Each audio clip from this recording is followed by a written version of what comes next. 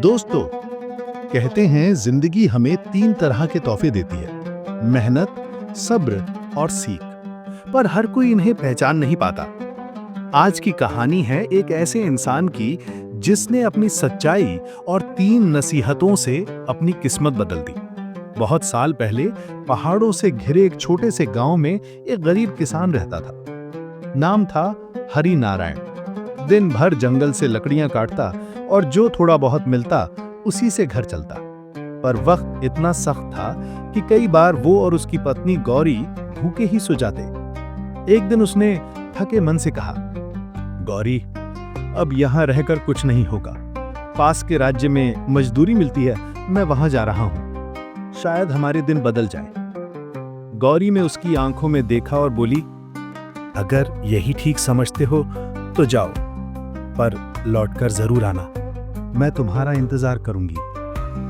हरि नारायण ने सिर झुकाया और सफर पर निकल पड़ा। रात दिन चलकर वो एक बड़े व्यापारी के घर पहुंचा। वहां उसे ऊंटों की देखभाल की नौकरी मिल गई। उसने बिना शिकायत के दिन रात मेहनत की, कभी झूठ नहीं बोला, कभी किसी का हक नहीं छीना। वक्त गुजरता गया, साल दशक में बदल गए। 20 साल की मेहनत के बाद उसके दिल में एक ही आवाज उठी, अब घर लौट चलो। उसने मालिक से विदा ली। मालिक नेक दिल था। उसने कहा, तुमने ईमानदारी से काम किया है। ये 5 ऊंट और सोने के सिक्के तुम्हारे हैं। हरि नारायण शुक्रगुजार होकर निकल कर आया। रास्ते में शाम हो चली थी।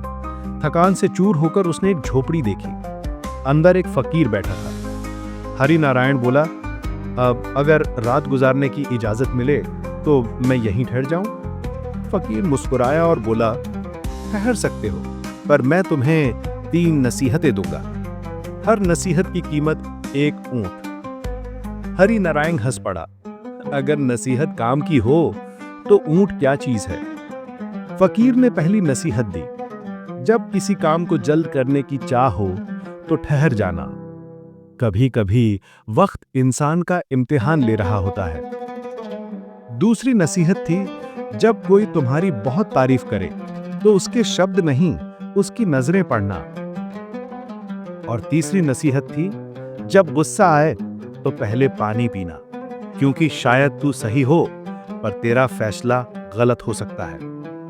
हरि नारायण ने धन्यवाद कहा और अपनी राह चल पड़ा।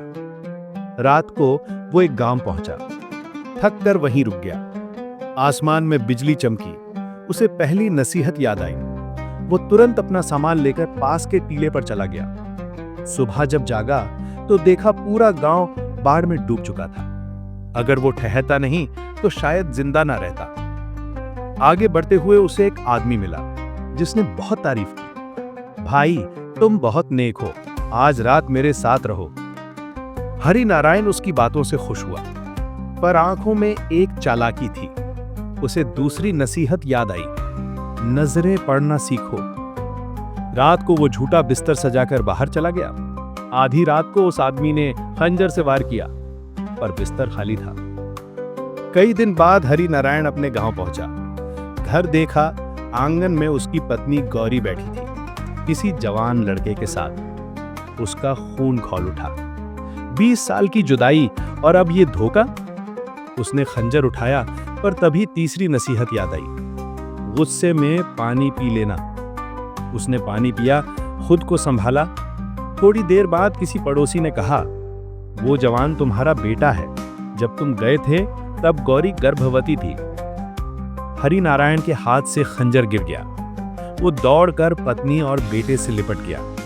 आंखों से आंसू बह निकले और दिल से निकला, अगर मैंने उस फकीर की बात ना मानी होती तो आज सब कुछ खो चुका होता। दोस्तों, कहानी हमें यही सिखाती है, जिंदगी में सब्र, समझ और सही वक्त पर लिया गया फैसला 3 सबसे कीमती नसीहतें हैं।